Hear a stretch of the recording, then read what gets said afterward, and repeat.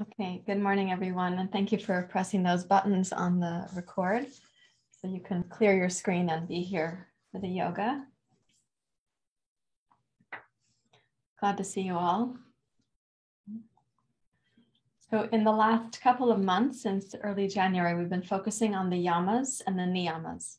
And we are on a yama right now where the Sanskrit word is kshama, K-S-A-M-A. We're also having a particular yoga teacher training this weekend, our yoga psychology training.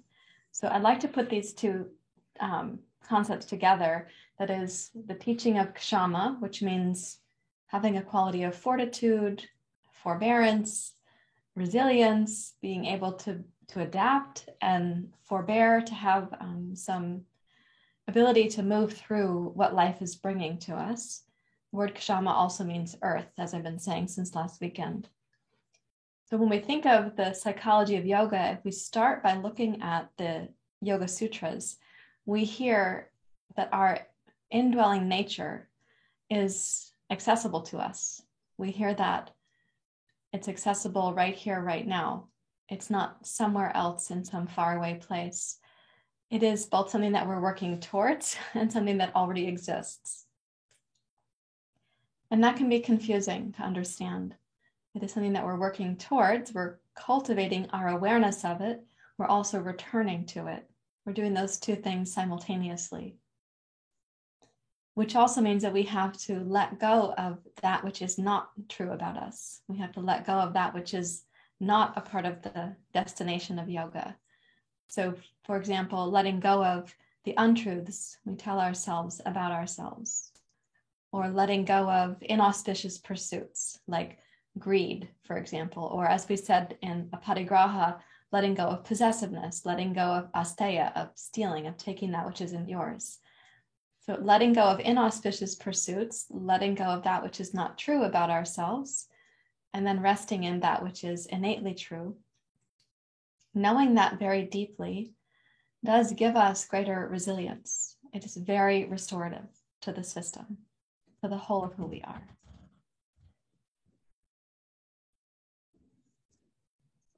Of a kitten acting in a kitten, true nature to the kitten in a mischievous way. Let me just see if there's any risk involved in that mischief. One moment, I have to sneak up on the mischief. Okay, all right. It only sounds like dangerous mischief. It's not dangerous mischief, it's ordinary mischief. Okay. So as we proceed in class this morning, I want to keep this class really simple to point to that which we are remembering, that which we are coming back to. And I'd like to also dispel the idea that what we're setting aside, what we're releasing, is not requiring us to be like with a machete in the jungle of our personality to get rid of stuff. It's not actually like that. It's that knowing our indwelling nature, knowing that home that we come back to, we easily see what is not true and we set it aside again and again. And sometimes we have to set something aside, like pulling a curtain to see the view again. We have to learn how to do that, but we don't need a machete for that purpose. For all the conditionings, all the thoughts, all the misperceptions, they came from experience. So if we take a machete to those, we're coming at it with himsa, which means violence, rather than ahimsa. We can just gracefully move the curtain aside, see the view once again, and direct our gaze to the view rather than to the curtain. So it is a process in yoga. And sometimes this process is described as abhyasa and vairagyam, seeing the view, consistently seeing the view, and setting aside the obscurations, the untruths.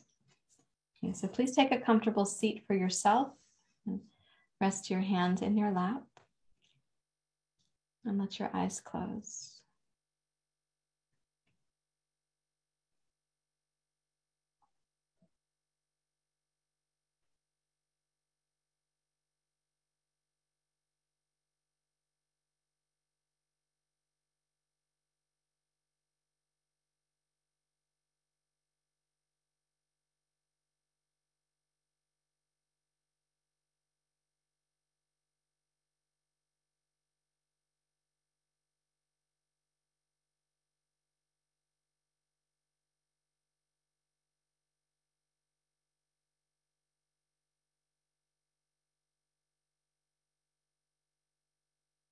You rest thoughtfully into your sense of center, your sense of self. I'm going to help another student to arrive for class. So I appreciate you resting in your center.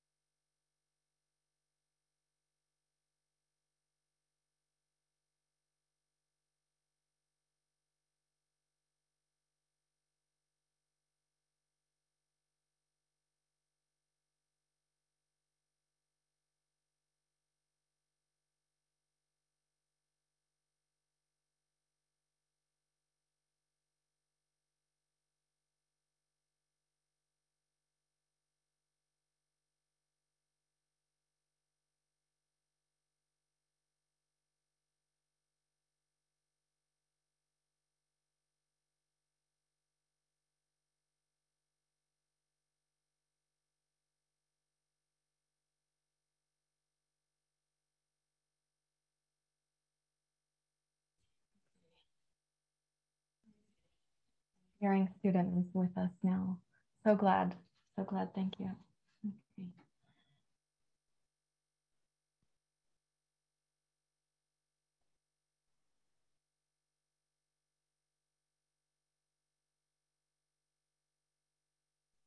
I'm going to ask you, those of you who've been sitting, to stay with that and to imagine that if you were sitting somewhere where there was a beautiful view, of course, you'd be tempted to open your eyes, but imagine that you're sitting, you know that beautiful view is there.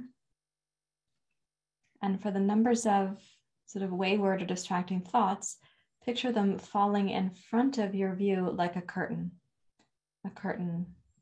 another curtain, and another.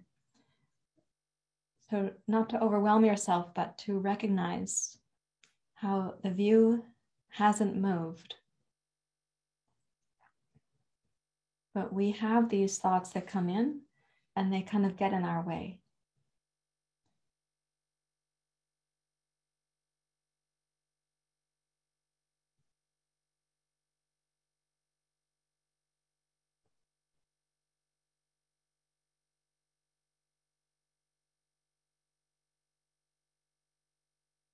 It says you aim to sit quietly, and if the mind doesn't allow that so easily, one curtain, the next curtain, the next.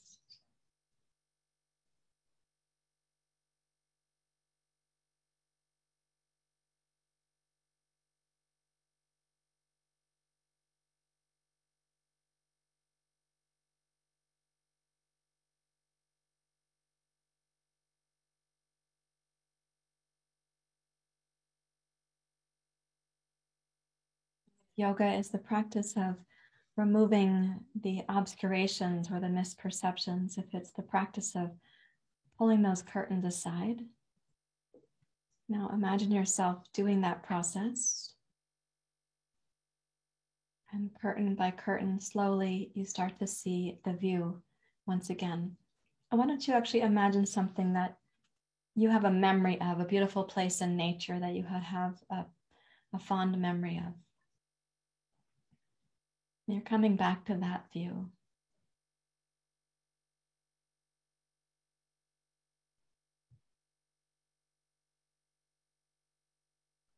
And then see what happens if you also imagine yourself sustaining that view while you meditate for a couple of more minutes. If you put your concentration on the view and not on the thoughts.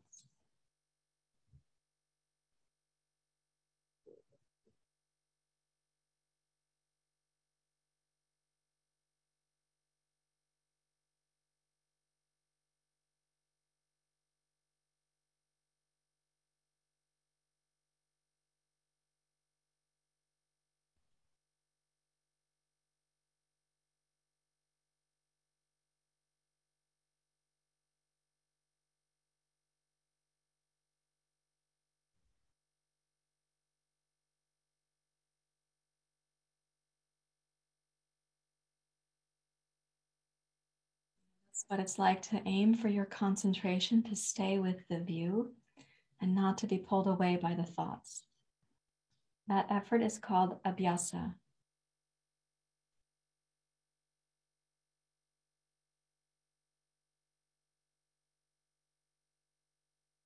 For every distraction or dissipation or mental thought that's actually an insult or an assault to you, those are all incrementally weakening your resilience. So maintain your gaze on this view and see what happens to any sense of fortitude or stamina.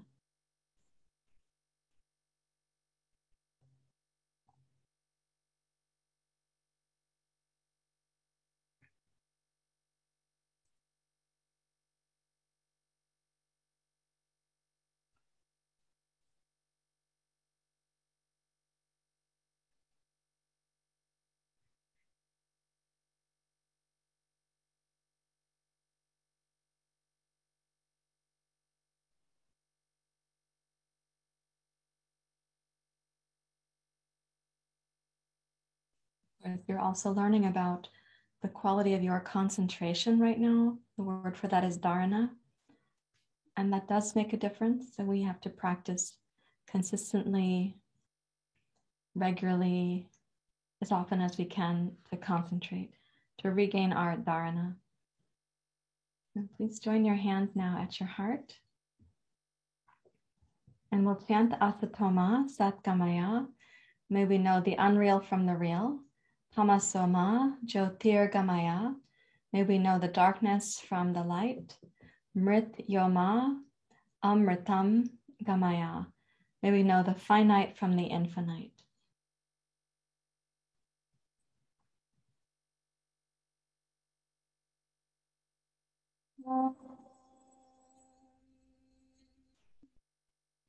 Asatoma Satgamaya. Tamasoma Jyotirgamaya. Mrityorma Amritam Gamaya.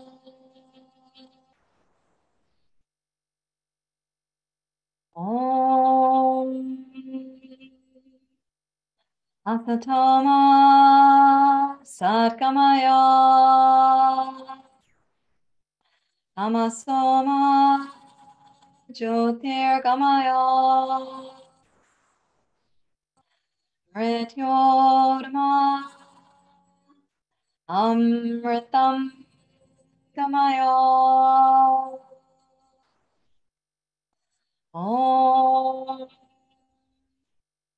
Asatoma Satgamaya. Tamasoma Jyotirgamaya. Mrityorma Amritam Gamaya. Om Shanti Shanti Shanti. Hari Om. Shri Guru Pyo Namaha. Hari Om.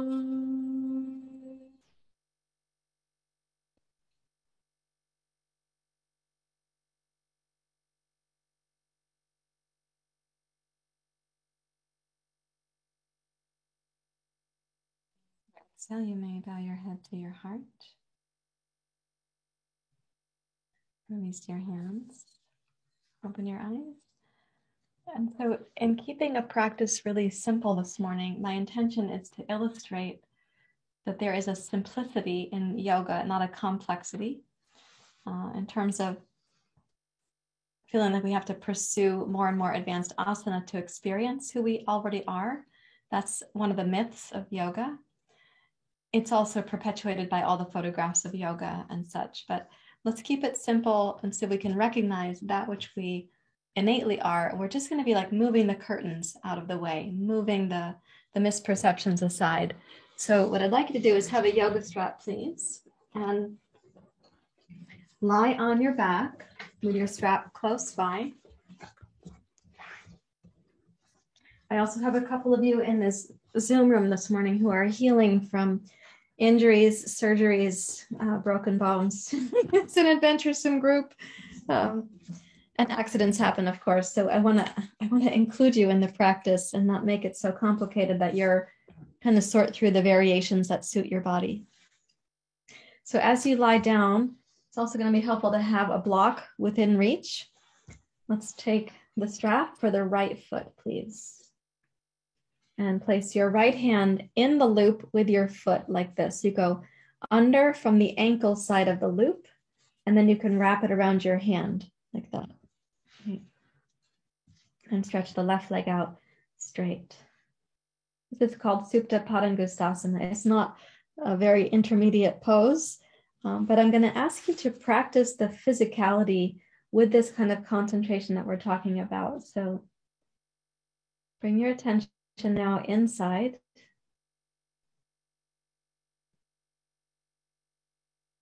And focus your awareness down in the belly where the breath is going to be coming and going. The breath will move like a breeze would move a curtain. The breath will move inside the body. But I'm going to ask you to place your attention on something consistent inside.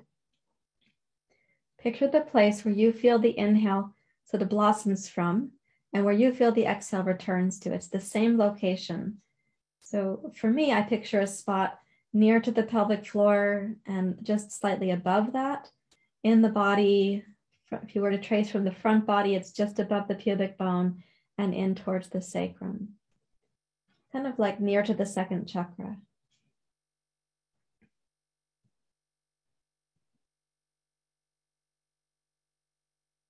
So practice focusing your gaze there and also your mind, even as the breath is coming and going, even as sensations are rising and passing.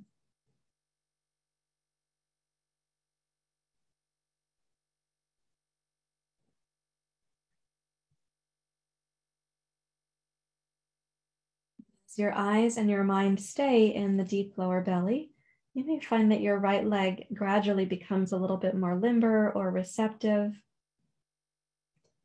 You may bring it slightly out to the right and slightly towards your head. It's not necessary for your flexibility to increase wildly right now. But it's okay to explore. Can you maintain your gaze and your mind, your concentration? And resist the distractions, the dissipations, the intrusive thoughts.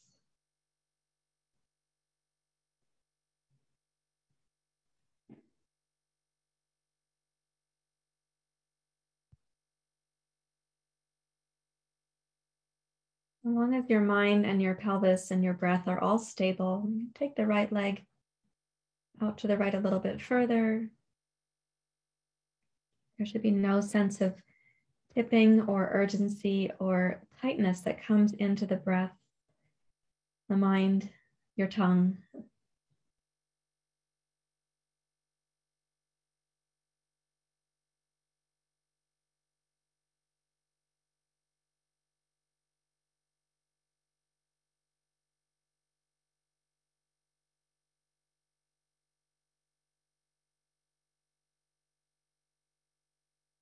Maintaining this commitment to the breath and the mind being stable, or the eyes and the mind rather being stable in the lower belly.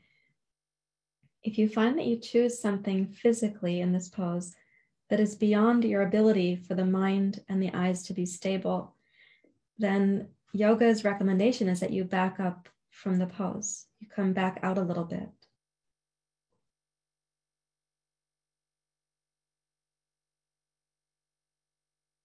And what you would do is, if you back out a few degrees, you notice if you've increased your mental stability, your concentration.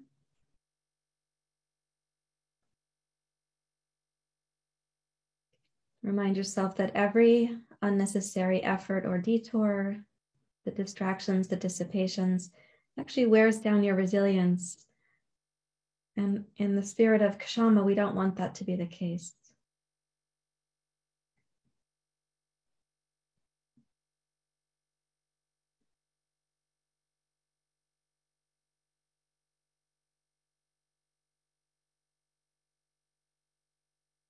With your next exhale, raise your right leg slowly back up to center. And release your right foot from the strap and take it out along the floor. Relax the whole of your body, relax the breath. Keep your eyes downward and inward, so the mind doesn't have a chance to pull you away. Now bring your left foot up into the strap. And place your left hand into the strap from the ankle side of your foot. Open the right arm out, it can be relaxed. Return your mind and your gaze to the deep inner belly. To that place, it's like the size of a dime or a quarter. It doesn't have to be a big geographical spot. It's that place that you feel like the inhale, it blossoms from there. And the exhale returns to there.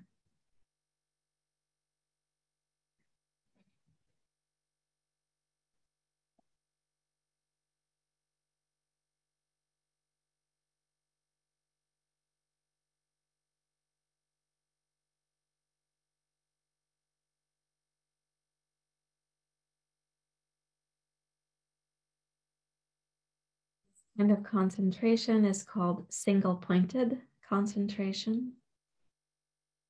It's intended to help us cultivate a one-pointed mind. Ekagra is the word for that, one-pointed.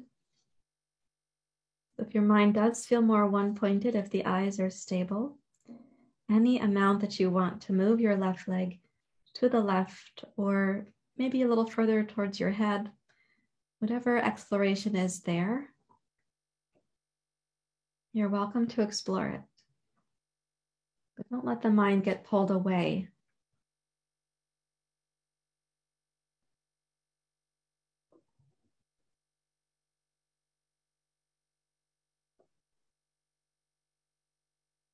Maintain your concentration in spite of the temptations to sort of make the pose deeper or more photogenic or something.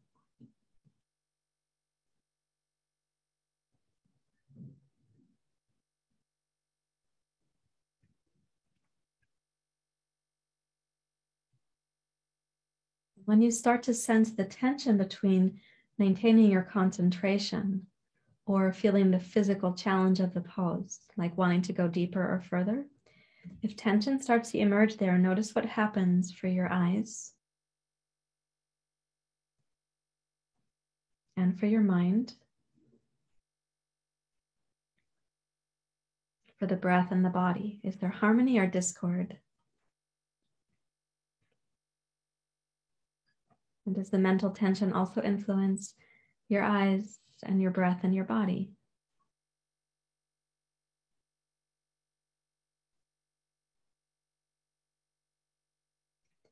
And if for any place in the physical pose, you notice that the tension is causing you enough distraction that your concentration weakens, the dharana weakens, then you have to pull back from the pose to the place where you feel like your concentration is returned.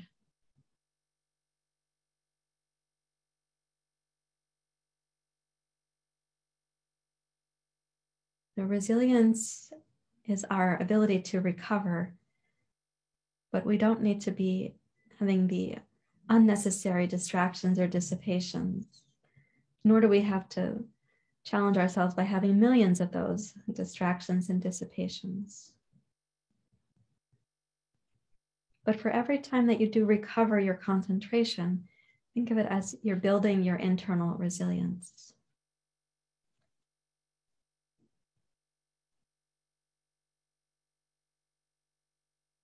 Now, when you next inhale, start the journey of bringing your left leg back up to center. So you've been opening the fabric of the body, the muscles, the soft tissue, the joints. Take the left leg down now on the floor. And rest your mind in the deep low belly. The eyes stay there too.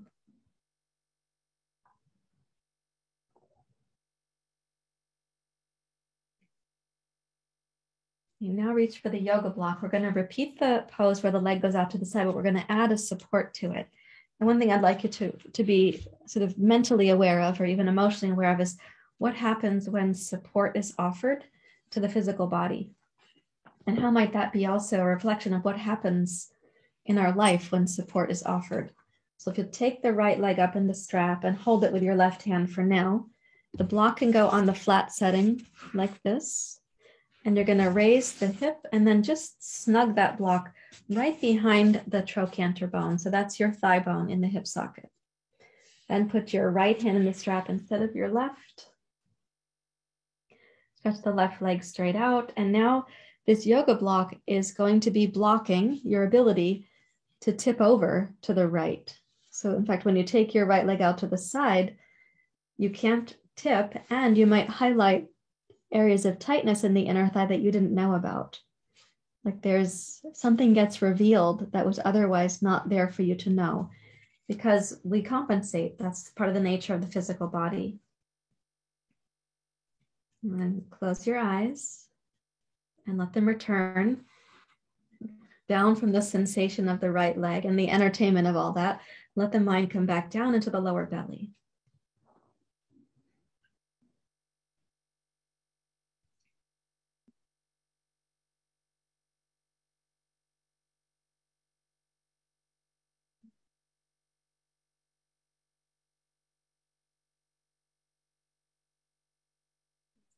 Of course, you may be having sensations that you didn't realize were in the inner thigh. You might have the temptation to comment to yourself about it, or to ruminate on it, or to make extra effort for it to go away. And I'm asking you this morning to release all of that and to rest your concentration there in the lower belly.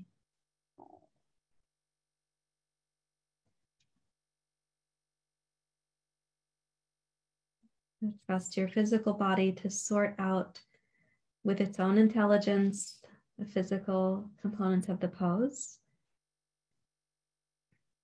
And bring your thinking mind into its field of concentration.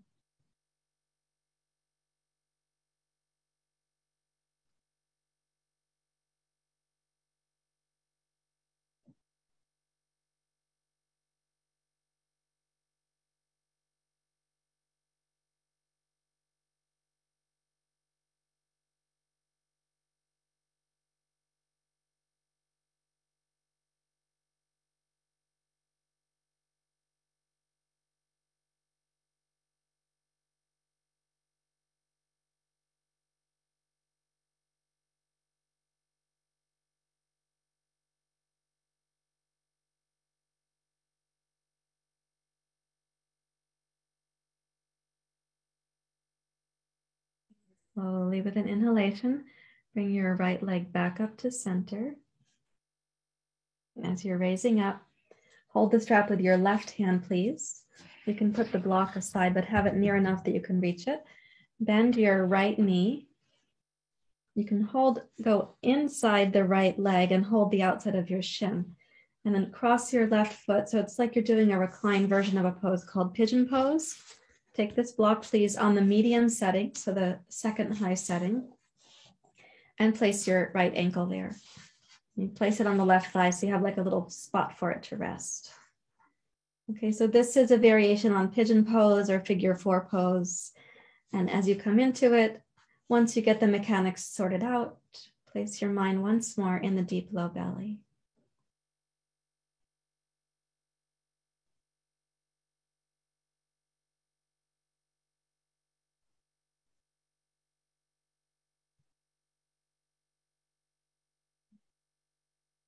Well, the yoga poses are incrementally addressing things like myofascial tightness, musculoskeletal tightness, the life experience of being sedentary and having less circulation in the joints.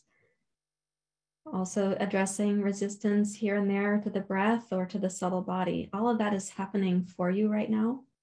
So your thinking mind doesn't have to conjure up or jackhammer anything into submission. Let the thinking mind stay in dharana, in concentration.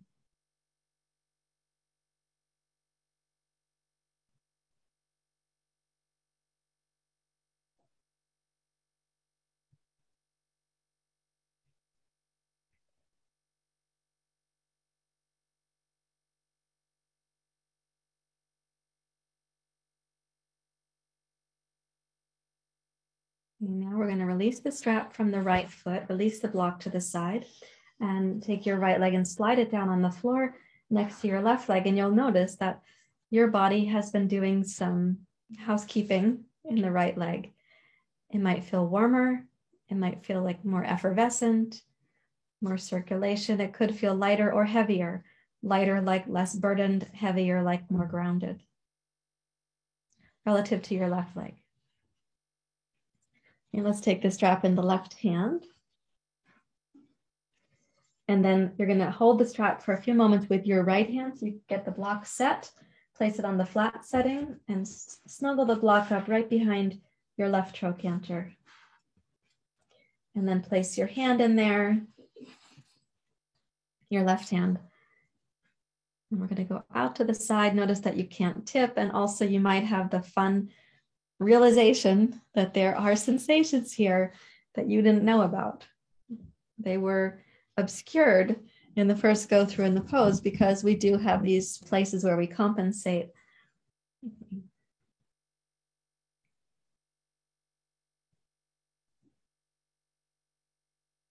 As you're breathing in, breathing out, let it be something where the breath can usher your mind back to that place in the low belly. Your concentration is right there.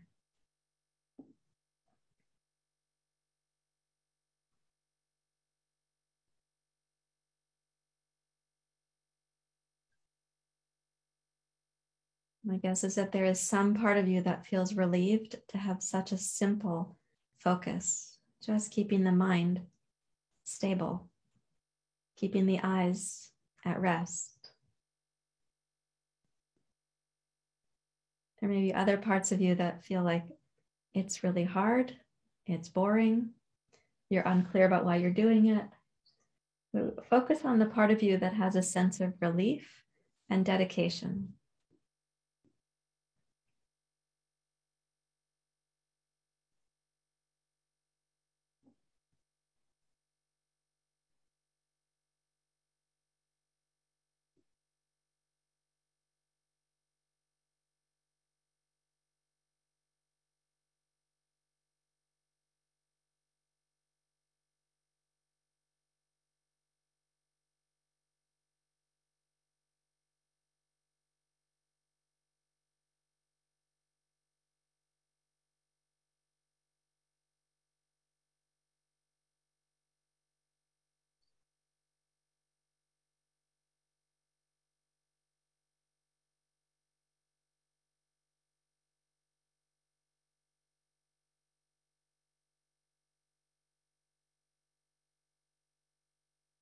Inevitably, when you rest your mind, ekagra, on one thing, single pointed attention, you will start noticing little intrusions, little distractions. Even as the mind gets more focused, there might be subtle little dust bunnies of the mind.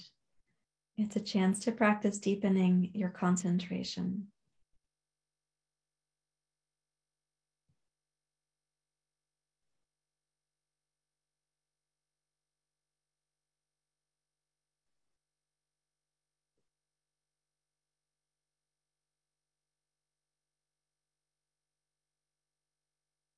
Inhale and raise your left leg slowly back up to center. Hold the strap with your right hand for a moment. Take the block and place it on the medium setting on your right thigh and hip. So it's resting there at the ready. Then you're going to bend the left leg. You can use your strap to hold and direct your left foot, or you could use your hand.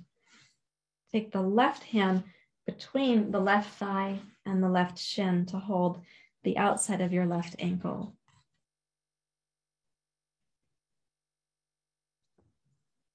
I was one of those people who had a surgery in the last few months. It was in September. I appreciate having a simple yoga practice, and I also can appreciate how significant something like that is, where the sensations continue to tell you, oh, there was a surgery there. Oh, there was some painful experience there. And we're still going to bring the mind back to the same concentration point.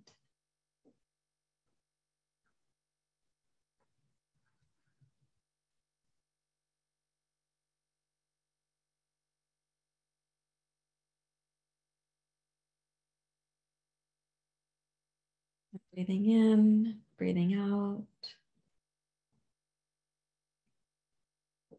That is happening. Circulation away from the heart, towards the heart. That is happening. Innervation from the spinal pathways out and from the periphery back. That is also happening, but your gaze is going to remain steady with your mind in the lower belly.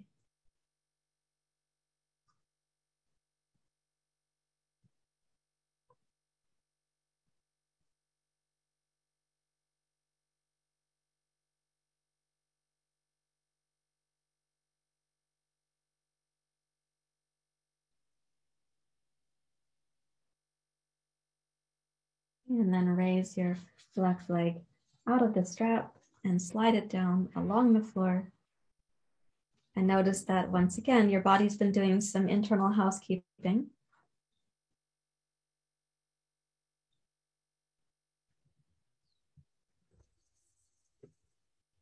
Put the strap aside now. And I'd like you to lie on your, on your left side. And to show you that I'll also lie on my left side. What we're going to do is put one block between the two knees like this, lie on your left side. We'll be doing a twist where we move the right arm and the upper part of the trunk and torso. So when you lie over on the left, you might be someone who would benefit from having a blanket under your head, which is fine. You can practice that way. Okay, and then keeping the two knees stacked, and keeping the pelvis and the sacrum stable. When you inhale, raise your right arm up. And exhale, open your right arm out to the right.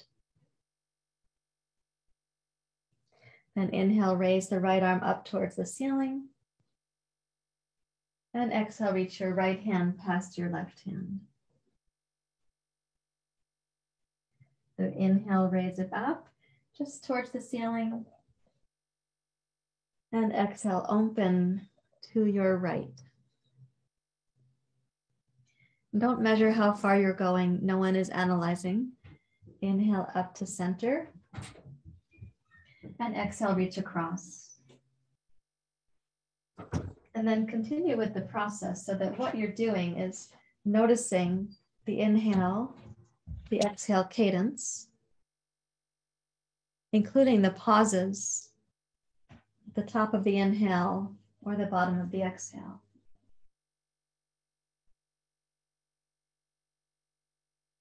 And you can follow the smoothness of the breath during the movement, and you synchronize the breath, the mind, your body all together. We can call that yoga. You're unifying those three things.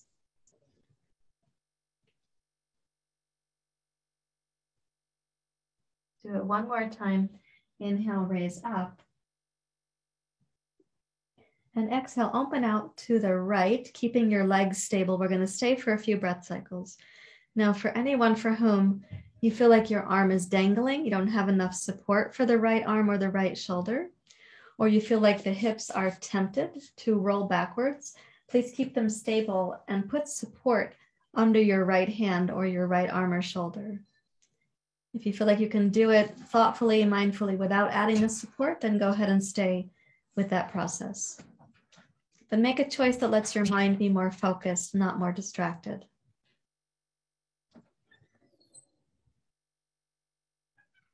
And then return your attention down into the deep lower belly. So that same place, the view is still there.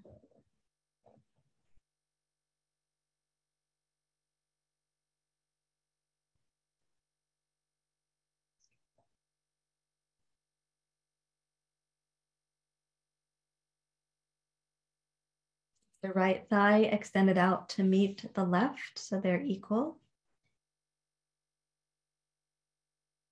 Maintain the focus of your eyes and your mind down in the lower belly.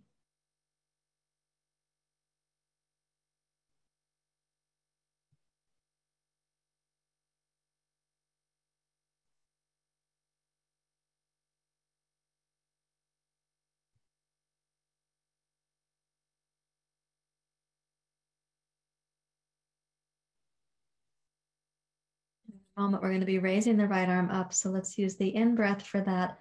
Stabilize the pelvis and inhale, raise your right arm to the ceiling. And exhale, release your right arm to your left. And then come onto your back. And just pause a moment to notice what happens with the mind when you're keeping your concentration on that synchronicity and then concentrating on the place of stability. What's happening now with the mind? Roll onto your right side. Keep your block between your knees. Take the left arm out on the right. And as you inhale, raise your left arm up to the ceiling. Exhale, open to your left.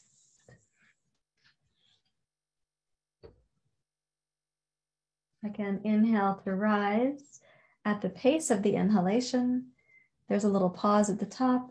And then exhale, reach across. So there's going to be a pause at the bottom.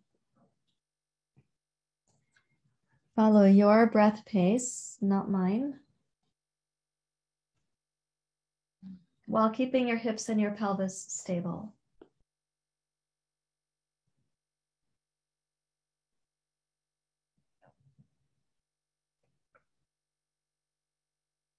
So to notice if the breath and the body are actually synchronized, or when the mind gets distracted, what happens to the orchestra?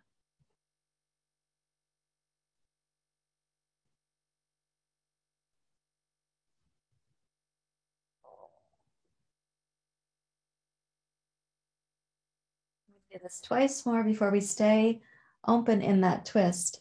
And so you have many opportunities to regain your concentration and your synchronizing.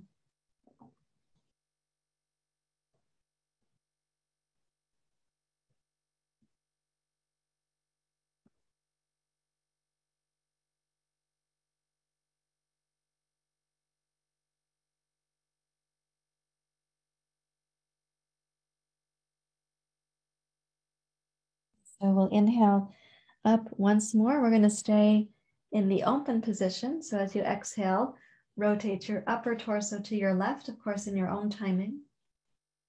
And for any reason that the left arm or shoulder would like more support, please provide that. Lengthen your left thigh towards its knee so that the two knees are stacked over each other.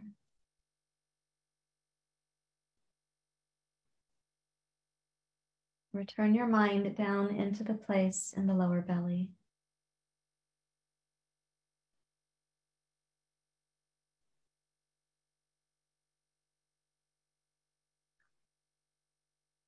And of course, it might be difficult to keep the mind stable, so you're acknowledging that and making the effort. For every time that you regain your concentration, it is a contribution to your resilience and your fortitude. For every time that we give in to the distractions or the dissipations, we actually are reducing our resilience.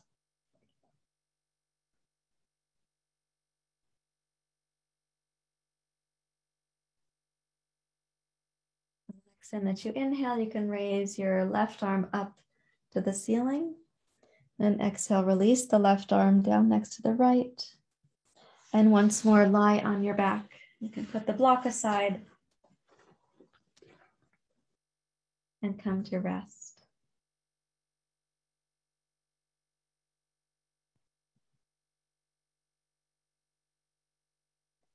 Now please roll to your side and come up to sitting, and then up to standing.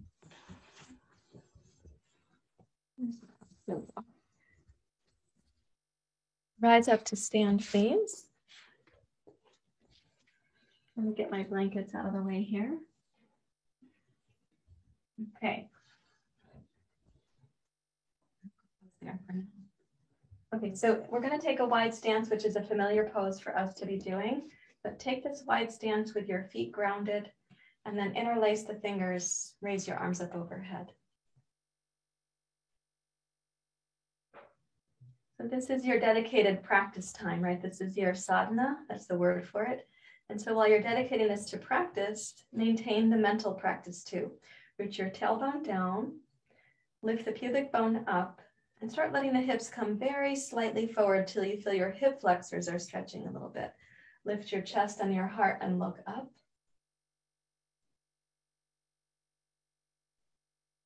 And then exhale, glide your hips back in line with your heels. Tone the inner thighs. And keeping your pelvis stable, please side bend to your left. So the pelvis is not going to sashay to the right. The side bend is your torso, so keep the right outer hip toned.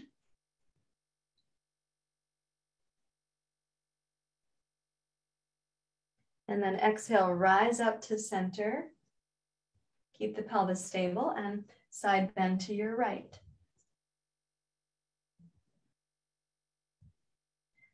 Feel into the inhalation on the left side waist.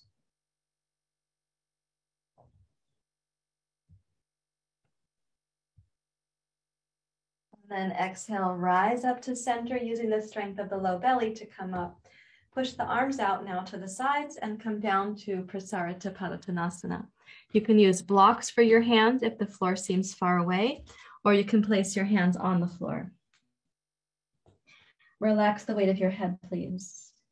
And now as you inhale, we're going to be moving the spine here. So as you inhale, glide the torso forward. The head is still relaxed. And exhale, bow towards your legs. The movement doesn't come from the head. Your head is following your spine. So inhale, glide your torso forward, kind of like one vertebrae at a time. And exhale to deeply bow towards your legs. Complete the exhale. Use the deep inner belly for that. And as you're practicing, we'll do about 4 times more. Start noticing how well you're synchronizing and what that is requiring of you to synchronize.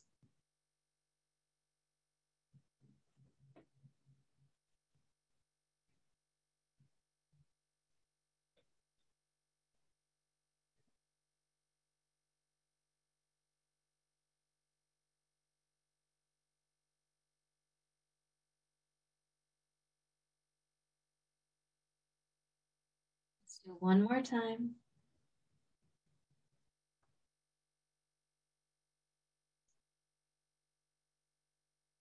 And then exhale. You're going to complete with the exhalation. Raise your hands up to your hips and please rise up to standing. And step your feet heel, toe, heel, toe, heel, toe into mountain pose. Drop your attention down into that place in the lower belly and let the mind be right there with your eyes. Don't evaluate your body.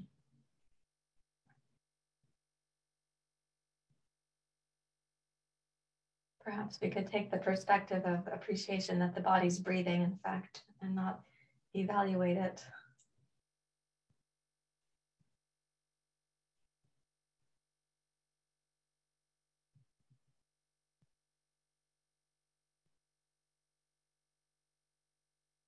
Okay, let's find a wall spot, please, or a doorway or a bookshelf or something that's stable in your environment. Place your right hand up. I'm going to use this door frame here. So the right hand goes up at shoulder height, and then you're going to turn your feet, your shins, your knees, your chest, your heart. Whatever the flexibility of your right shoulder is, your shoulder should not be popping up towards your ear. And the shoulder blade wants to slide down the upper back. Be aware that you don't need to hyperextend your knees to make this pose happen. And we also want to maintain that sense that the tailbone is down, the low belly has some tone to it. And as you inhale, turn your head to your left as far as it comfortably goes. And exhale, turn your eyes more deeply to your left. The eyes can be closed. Maintain the twist of your chest and your head, but on the inhale, relax your eyes. Exhale, take the eyes to the left, even though they're closed. Now relax your eyes. And exhale, turn your eyes to the left, farther than your nose can go.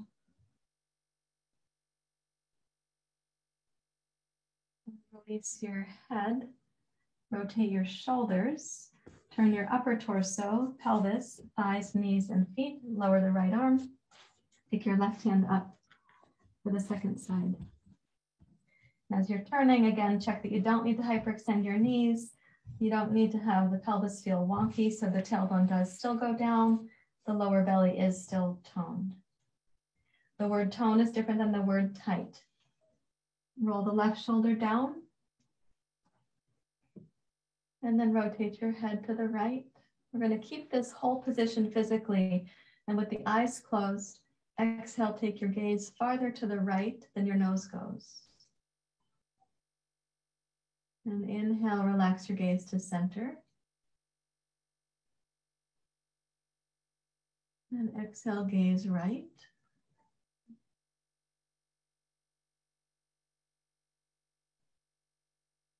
Relax your eyes. And exhale, turn your gaze to the right.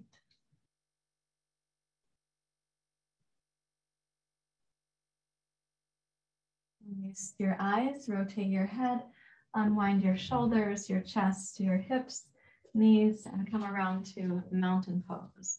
And so you can stand in this kind of stillness and let the mind come back down into the lower belly.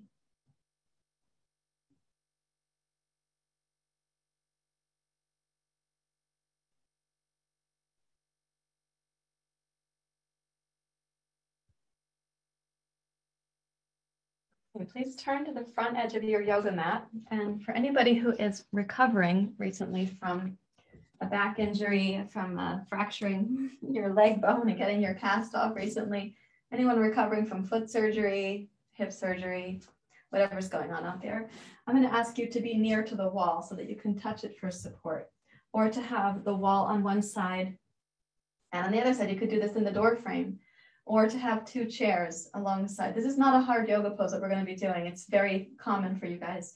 But when you're recovering from something, it's helpful to have the support that you need.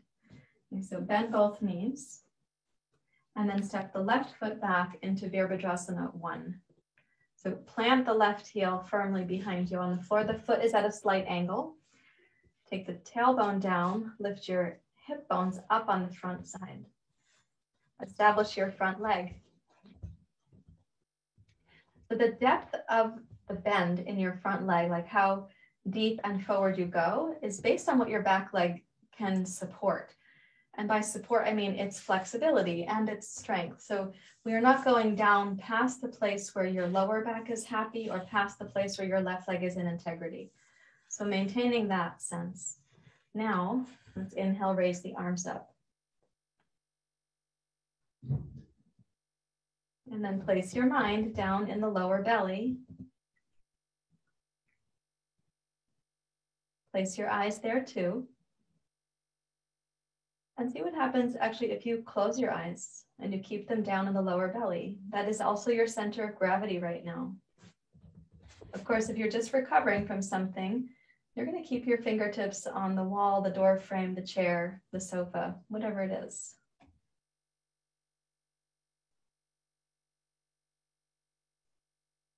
For others, I'm going to ask you to do your best and to sense, there's bobbles and wobbles. That doesn't mean that you're not doing well. It means you're navigating bobbles and wobbles. Can you keep the eyes focused, the mind focused, and encourage the pose to expand, not to contract.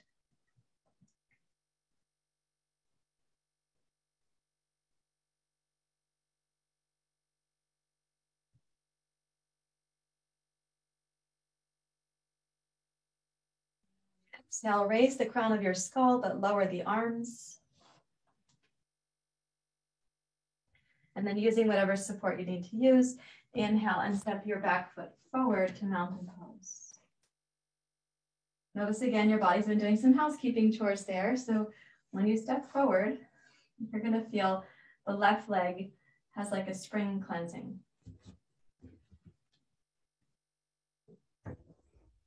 Let's do the other side. So you can bend both knees and step backwards with your right leg. Place the foot at a tiny angle back there so that when you come into the front leg, you can sense an appropriate stretch on the hip flexors. But the ability to maintain this pelvic tilt is still there. Drop your mind down into the lower belly, even as you raise your arms up.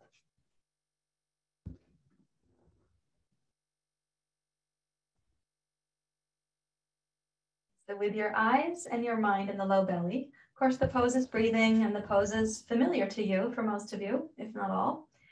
See what happens if you close your eyes. Maintaining the yoga. Don't shrink inside your pose.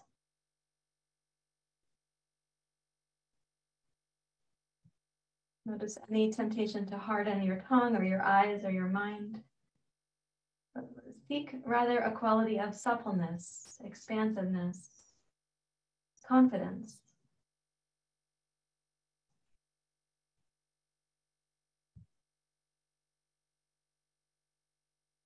Notice how you're navigating any bobbles or wobbles without hardening. The word resilient is not also the word rigid.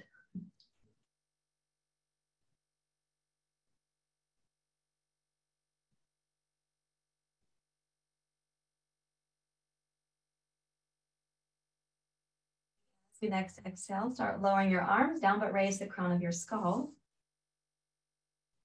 And then inhale, step forward with your right foot, using whatever supports you need or experiencing the challenge that you have, particularly if you've just come from a life event with an injury, a surgery, and so on.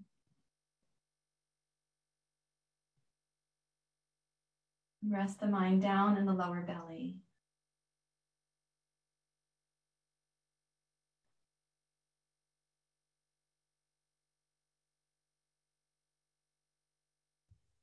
So pretty cool what the body is able to shed, right? And then you have this, I have this experience of like it's a lightening of sorts. The burdens are being set aside.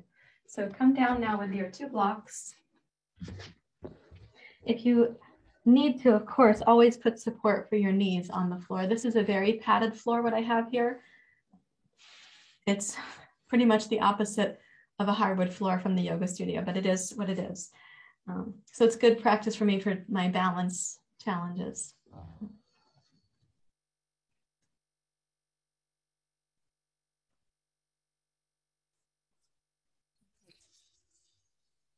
So come to table pose. And as you place your hands on the 2 blocks, let's do them shoulder width apart. Then I'm going to ask you to take and keep them in this shoulder width kind of position. Slide the right block forward of the left. Keep your fingers firm there. As you reach back with your hips, start noticing the right side of the torso is going to be stretching. Keep the left arm and shoulder stable. And then inhale, raise back up and slide the right block back in. Okay, take the left block forward. Notice that if you keep this arm straight, you've already caused a little twist in your thoracic spine to the right. Walk the left hand forward, keep it as such. And then as you're reaching back,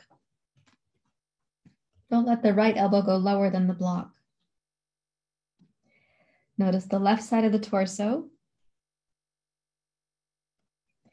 And then inhale, press into your right arm. Straighten the elbow and walk the left block back.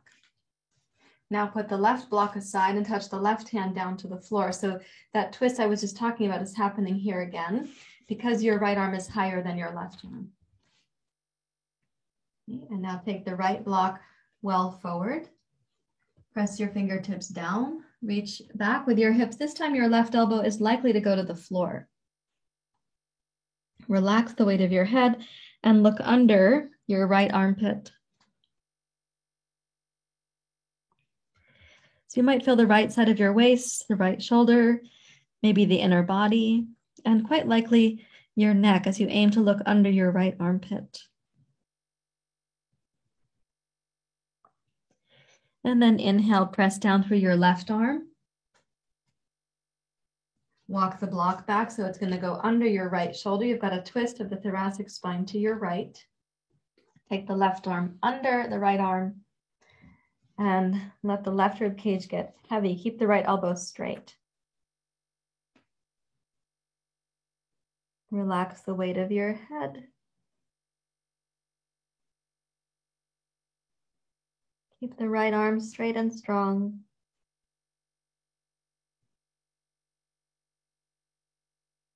And draw the right hip back so the right side waist will not shrink.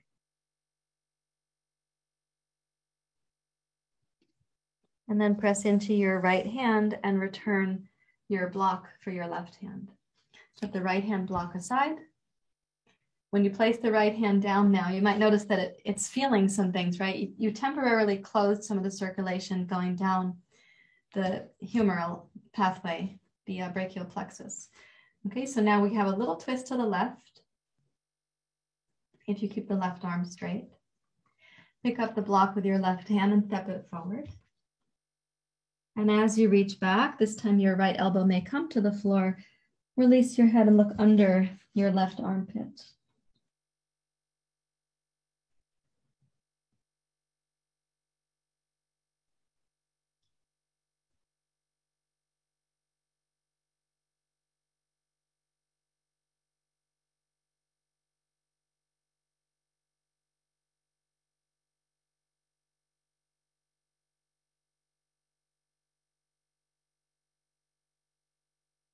And inhale, press into your right hand and arm. Walk your block back so you've got the left arm straight, means that you have a little twist of your thoracic spine to your left. Take the right arm under. And while you keep the left arm straight, relax the weight of your head and your right rib cage. So this kind of draping down is like Salvador Dali's painting of the clock. Keep the left arm straight and strong.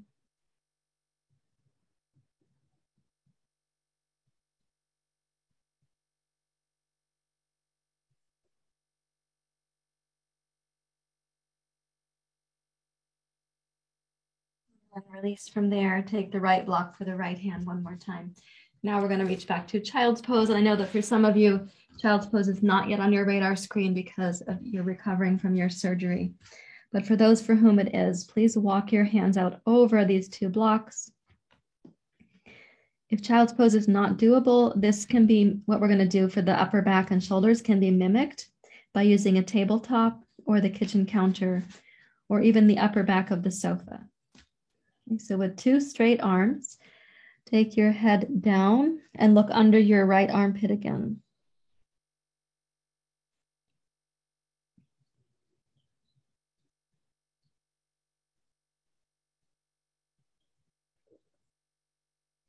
Then bring your head to center. And look down and under your left armpit, which then means that you're going to be looking up past your left armpit.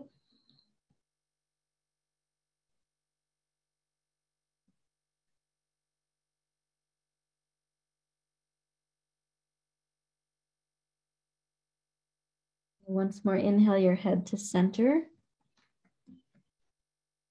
Now exhale, gaze down to your right and then under the right armpit and eventually up past the armpit. So bring your chin towards your right upper inner chest.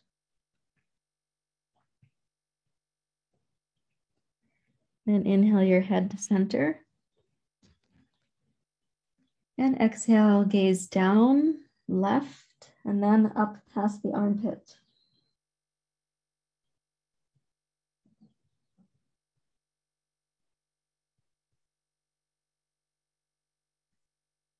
And then bring your head to center, please, and walk your hands on the floor back towards your knees.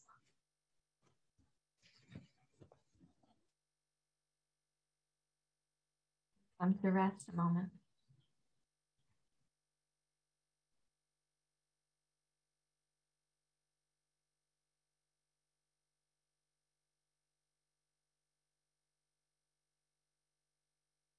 Those experiences there for the neck are very important. Let's take these 2 blankets on the floor. We'll finish with this, and then I'll show you sort of like the finishing pose of yoga. So these 2 blankets, if you have them folded like I've done here, which means that they're long and narrow, it also means that this distance right here is less wide. And that's one thing that I'm going for here. So you want to place the 2 blankets and then lie on your back so that you have your shoulder blades on the 2 blankets. And you can just check and see if you hold your head and take it back towards the floor, does it reach comfortably? What we're going to be doing then, and I pulled my hair out of the way so you guys can see, you're going to pick up the upper body, put the left hand between your shoulder blade and the blanket. So it goes in there. And then if you can, you lie on that. So my left fingers are under the spine and the shoulder blade on the blanket. Use your right hand on your left elbow to open the upper chest. Turn your head to your right. And put your mind and your eyes back down in the lower belly, please.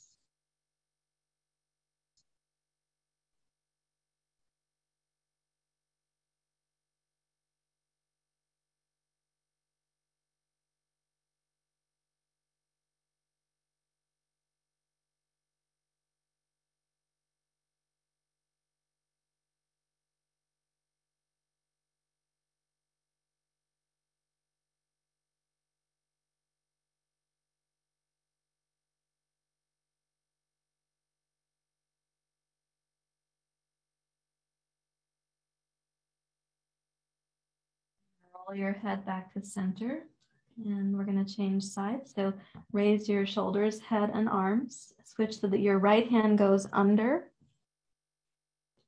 Hold your right elbow with your left hand.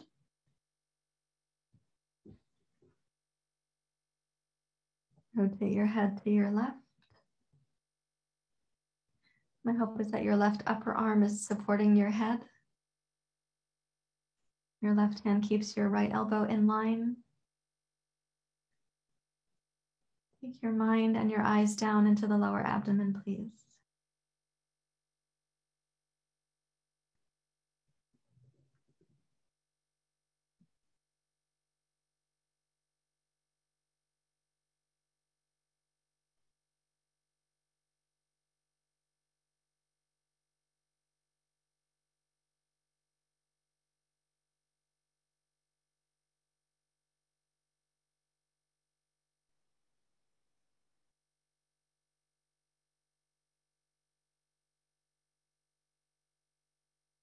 Then roll your head back to center.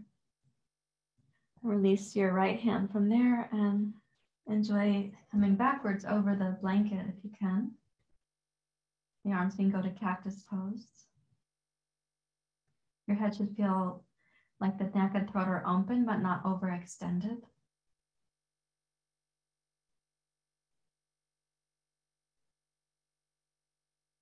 Place the mind back down in the lower abdomen.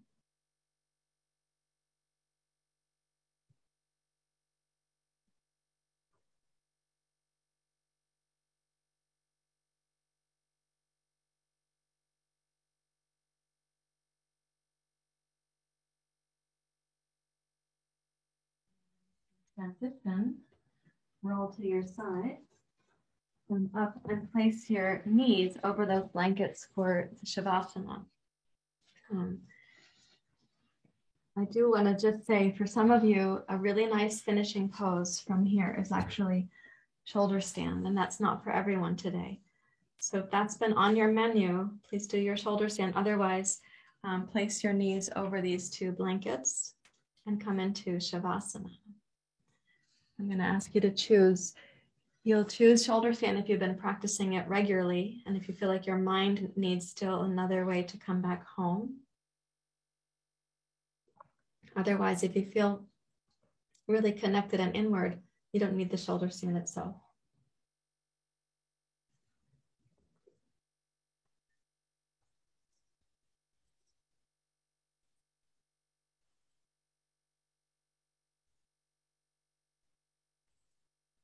When you do come to lie down, then put the mind in the lower belly once again. So that's from the beginning of class, our meditation with the view and the curtain.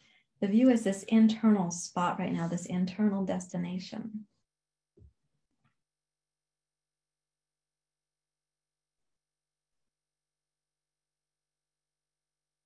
The breath may be really simple, maybe even kind of imperceptible.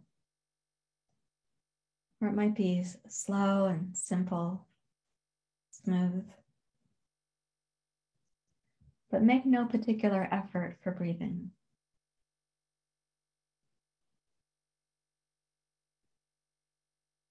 Rather, allow yourself to be breathed.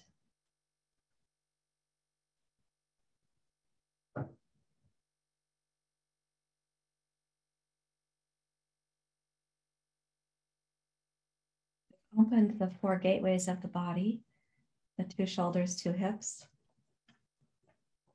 speaking in the structural sense. So notice circulation may be abundant. You might feel the pulsation of your circulation throughout your body. You may feel that even the most distant parts of you are reconnected. Fingertips, toe tips.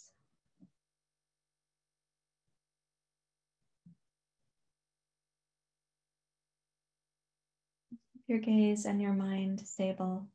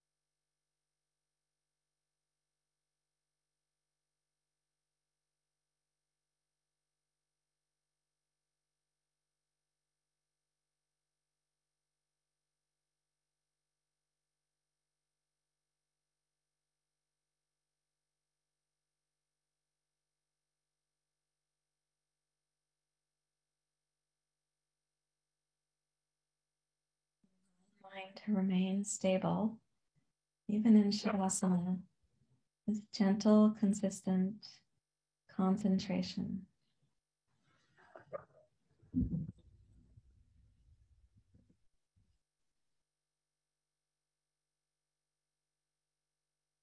Keep the eyes also stable. It will support your mind to remain stable.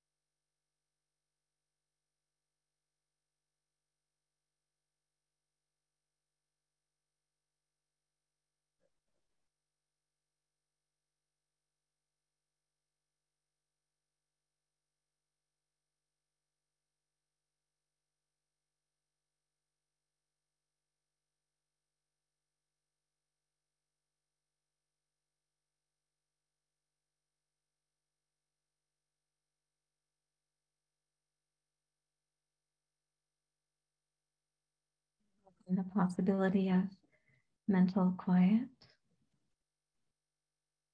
and physical ease.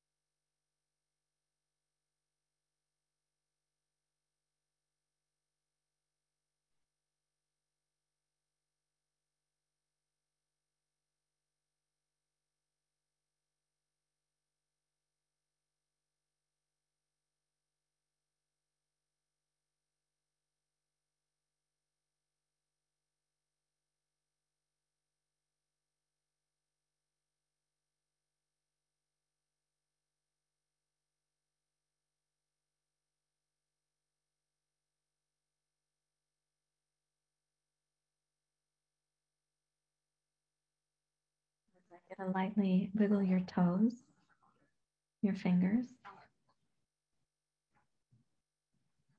Please bend your knees.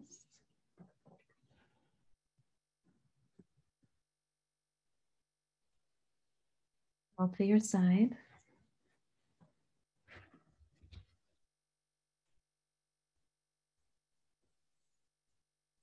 Please find your meditation seat.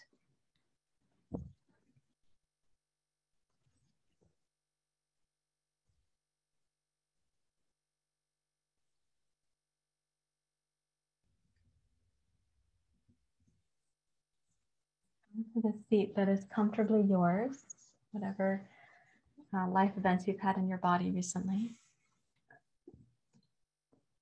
And close your eyes.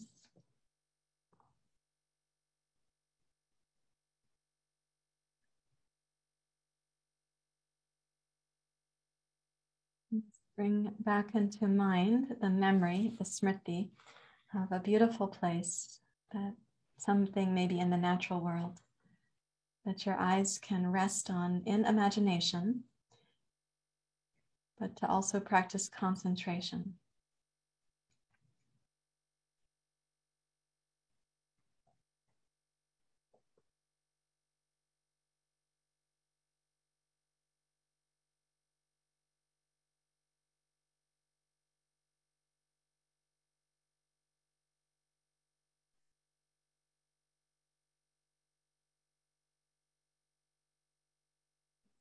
Keep your eyes steadily on this image, even though it's from your past and from imagination. We're using memory on purpose right now. Let's see if you can maintain your concentration on that image. For every thought that comes, you might imagine it like a curtain coming over a window. And you can remove the curtain. You can slide it to the side.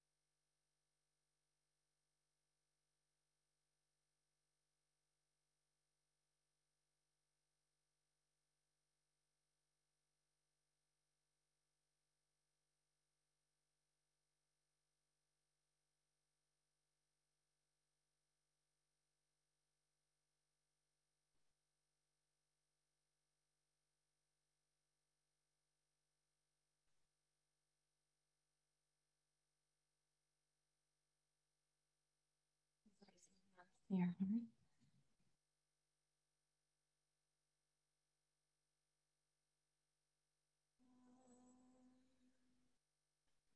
Satoma Satgamaya Tamasoma Jyotirgamaya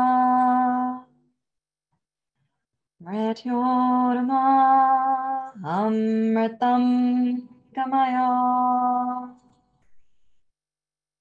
Om Shanti Shanti Shanti. Hari Om Shri Guru Pyo Namaha. Hari Om.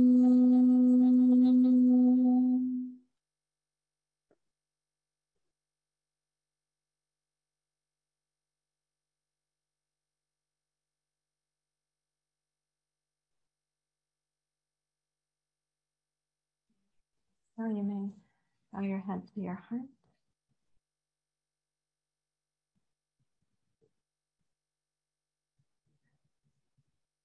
Release your hands when you're ready to. May we, having had this shared practice time, may we know ourselves to be not the riffraff of the mind, not the myriad curtains that have come in front of our faces, but may we know ourselves to be that inner abiding presence. It's filled with peace and wisdom and grace. Thank you. I'm going to close our recording time so I can be with you more personally.